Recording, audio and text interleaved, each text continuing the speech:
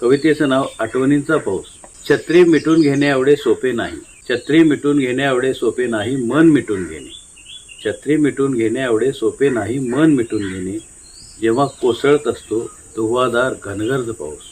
छत्री मिटून घेणे एवढे सोपे नाही, मन मिटून घेणे. जेव्हा कोसळत असतो धुव्वाधार घनगर्द पाऊस.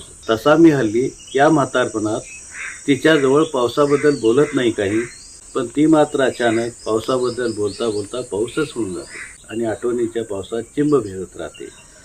जेव्हा मी अशा वेळी तिचे ऊर्ध्वत्वाने थकलेले थरथरते हात हातात घेतो, तेव्हा मला खूप कठीण जाते.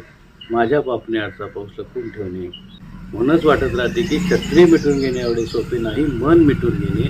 जेव्हा कोसळत असतो धुव्वाधार घनगर्द पाऊस. छत्री मिटून घेणे एवढे सोपे नाही, मन मिटून घेणे. जेव्हा कोसळत असतो धुव्वाधार घनगर्द पाऊस.